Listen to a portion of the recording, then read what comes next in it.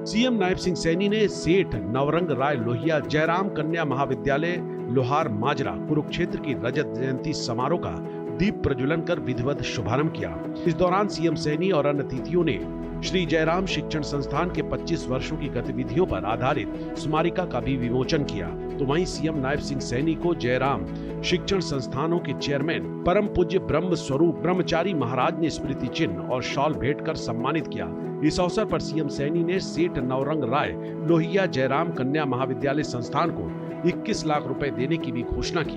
मुझे खुशी है कि हम बेटियों को स्वावलंबी, शिक्षित और सशक्त बनाने के लिए हमारी सरकार निरंतर अनेक कदम उठा रही है। मैं अंत में सभी छात्राओं के उज्जवल भविष्य की मैं कामना करता हूं। सीएम सैनी ने कहा कि आज वे ऐसे सरस्वती मंदिर में आए हैं जो 25 वर्षों से ग्रामीण क्षेत्रों की बेटियों को शिक्षित और स्वावलंबी बनाने का काम कर रहा है। 25 वर्ष केवल एक संख्या नहीं बल्कि संघर्ष, समर्पण और सफलता का एक लंबा इतिहास है। उन्होंने कहा कि परम पूज्य ब्रह्मलीन देवेंद्र स्वरूप ब्रह्मचारी की ही प्रेरणा से स्वर्गीय मोहन लाल लोहिया ने इस जमीन पर अपने पिता की याद में ये कॉलेज बनवाया था।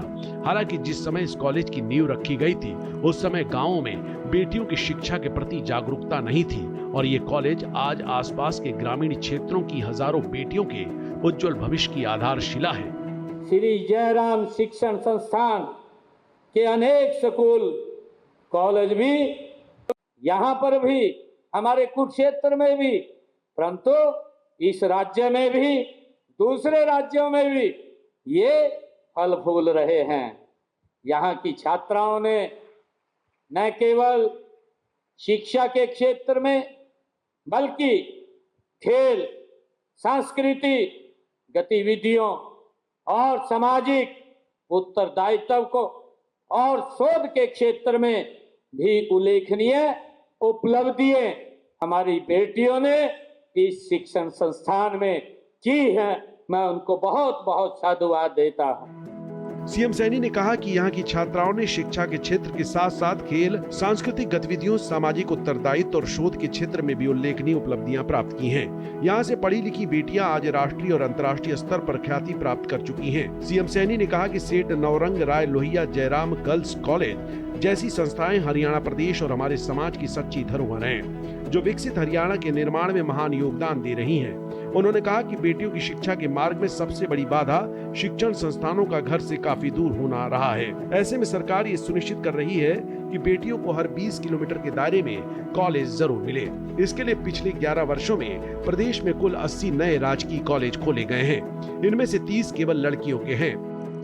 यहाँ से पढ़ी लिखी बेटियां आज राष्ट्रीय, अंतर्राष्ट्रीय स्तर पर ख्याति प्राप्त कर चुकी हैं।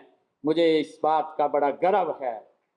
मैं उन सब के नाम लेना तो मेरे लिए संभव है, परंतु संस्थान के पास उनके नामों की एक बहुत बड़ी लिस्ट उनके पास है और वो सभी जो हमारी बेटियां इस शिक्षण संस्थान से जो देश और विदेशों में भी, हरियाणा में भी, अलग अलग क्षेत्रों में जहां सेवाएं दे रही हैं, वो हमारे लिए बहुत ही गर्व की बात है।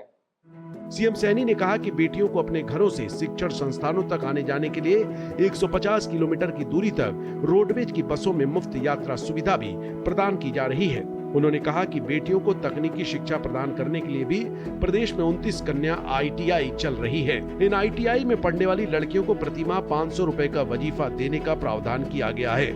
हरियाणा प्रदेश नई राष्ट्रीय शिक्षा नीति को लागू करने वाला पहला राज्य है।